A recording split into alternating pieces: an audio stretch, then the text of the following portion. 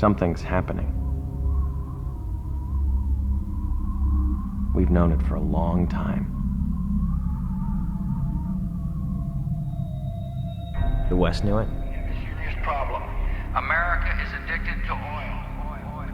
It's inconceivable to me that our children will be able to maintain the American way of life and that the world will be full of resource-based wars of all kinds. The East knew it. Successfully completed, it will provide for a significant increase in the volume of oil supplies from Russia to China. We've known it for a century. There is no doubt about our absolute and complete dependence on oil. Without oil, civilization as we know it could not exist.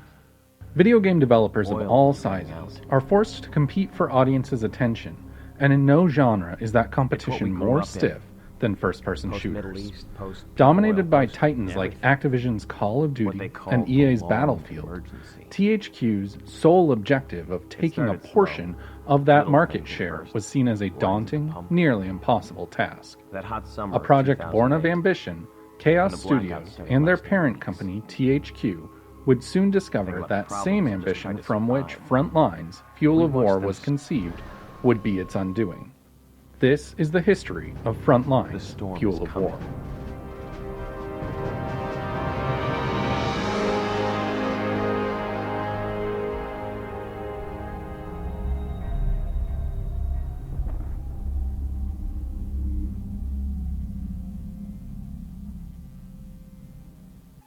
Throughout the early 2000s, the first-person shooter genre was popularized by World War II shooters.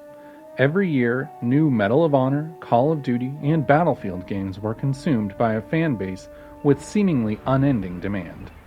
In 2002, EA's Sweden-based subsidiary, DICE, released Battlefield 1942, the first in a series that would go on to attain enormous popularity. While Battlefield was embraced by both audiences and critics alike, one group of players liked the game so much they felt obligated to expand on it in their own unique way.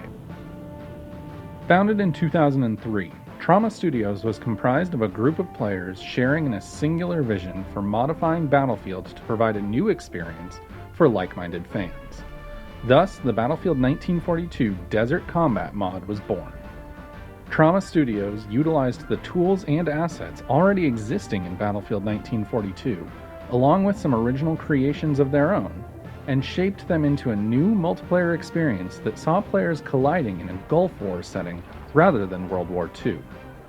Fans of the original game loved and praised Trauma's creation for its extraordinary levels of polish, but it wasn't only Battlefield fans who had taken notice of Trauma. In September of 2004, Battlefield developer DICE acquired Trauma, who were quickly put to work on the upcoming sequel, Battlefield 2. After functioning as a support studio on Battlefield 2, working on concept and game development, Trauma's Battlefield was nearing completion. But on June 7, 2005, just 2 weeks before Battlefield 2 would be released to overwhelming critical and commercial success, DICE announced the closure of Trauma Studios. It was reported that DICE extended the offer to relocate Trauma to their Sweden office, but Trauma declined. Only months later, in early 2006, Trauma was reborn as Chaos Studios.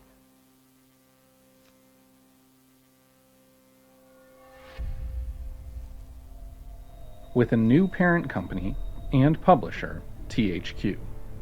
After their experience working on the Battlefield franchise, the group formerly known as Trauma seemed to be the perfect fit for a publishing company looking to add a first-person shooter to their portfolio.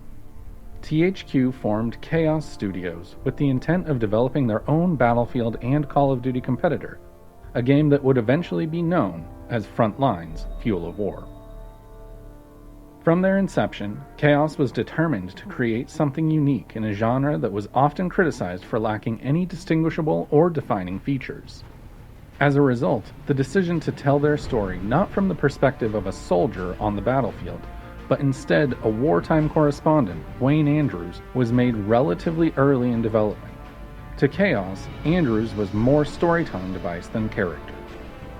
In an effort to make everything from weapons to global relations feel as grounded as possible, The Chaos team employed what became known as chaos theory, the active speculation of aging all elements in the game up 20 years.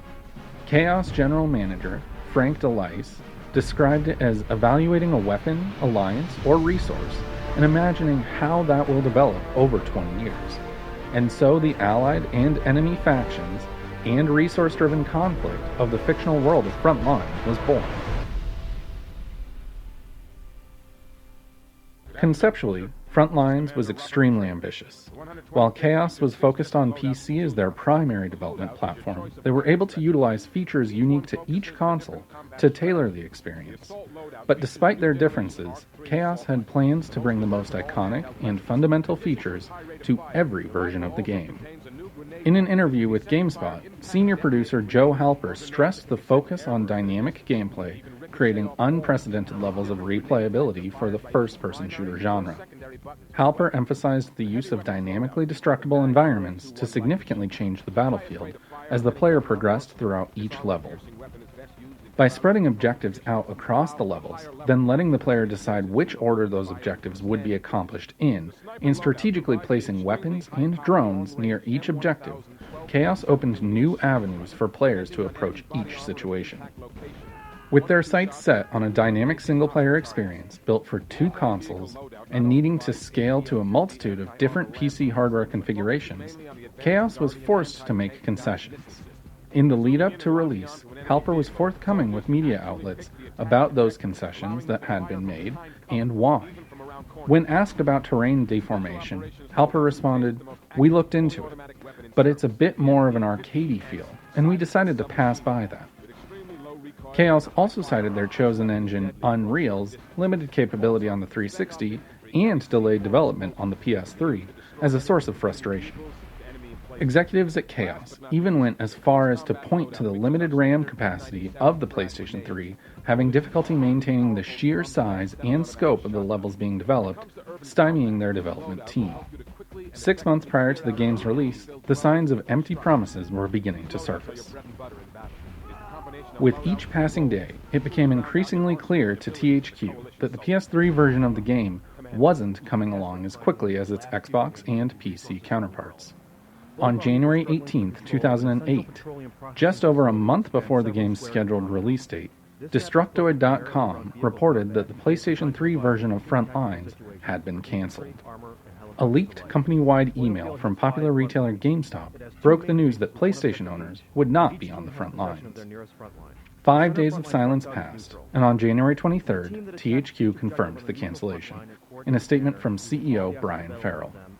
While no specific reason was given, many have speculated, based on quotes from Frank DeLice and design director David Vachka, it stemmed from difficulties with and a delayed development for Unreal Engine on Sony's 7th generation console. In the 11th hour, Frontlines' Fuel of War was facing major turmoil.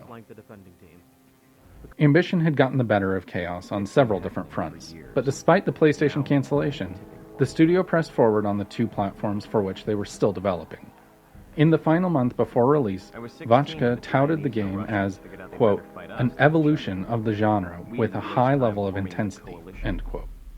And DeLice stated Chaos was in the process of, quote, really pushing the envelope of the next-gen platforms, end quote. The team at Chaos was working hard toward delivering the best experience they could that would most closely represent what they had promised. Frontlines Fuel of War was finally released on the Xbox 360 and PC on February 25, 2008.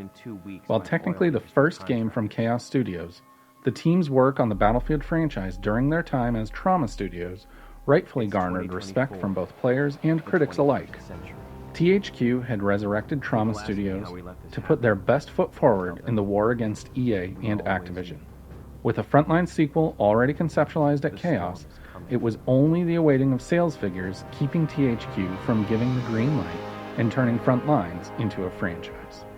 A new contender had entered the ring, and the entire industry waited with bated breath to see if David could topple not one, but 2 Goliaths.